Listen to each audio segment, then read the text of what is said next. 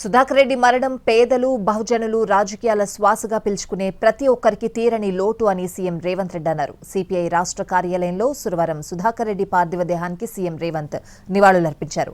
విద్యార్థి రాజకీయాల నుంచి జాతీయ రాజకీయాల వరకు రాజీపడని నిరాడంబర జీవితం గడిపారన్నారు.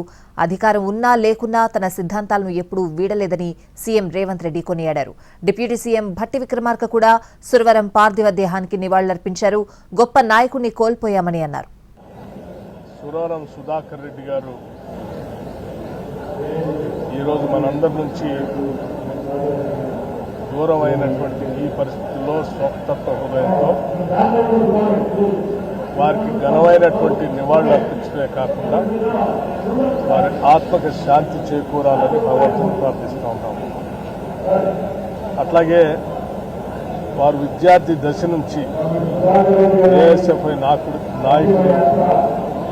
మొదలుపెట్టినటువంటి రాజకీయ జీవితం ఈ దేశంలోనే సిపిఐ పార్టీకి కార్యదర్శిగా 2 సార్లు పనిచేసే స్థాయికి ఎదగడం అంటే ఎంతో నిబద్ధత, ఎంతో క్రమశిక్షణ, ఎంతో పట్టుదల, వారు నమ్మిన సిద్ధాంతానికి చివరి వరకు కట్టుబడి పనిచేయటం వలనే అది సాధ్యమైంది తప్ప అది మామూలు విషయం కాదు.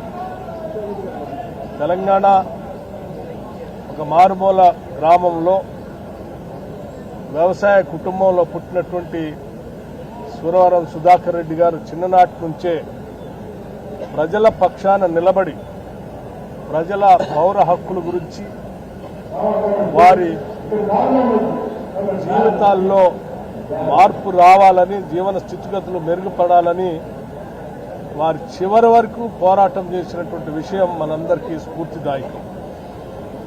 వారు భారత కమ్యూనిస్ట్ పార్టీలో పనిచేస్తున్నప్పటికీ ప్రజల కోసం పనిచేసేటువంటి ప్రతి సందర్భంలో కూడా ఆయా ప్రభుత్వాలతో ప్రజల పక్షాన నిలబడి వారి అవసరాల కోసం పోరాడిన విషయం కూడా మనందరికీ తెలిసిందే.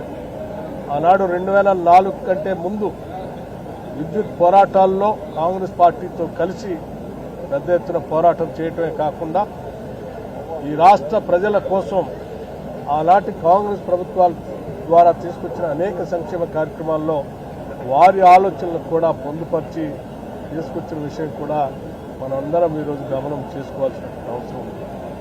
వారి సుదీర్ఘ రాజకీయ జీవితం ఈనాటి సమకాలీన రాజకీయ నాయకులకి,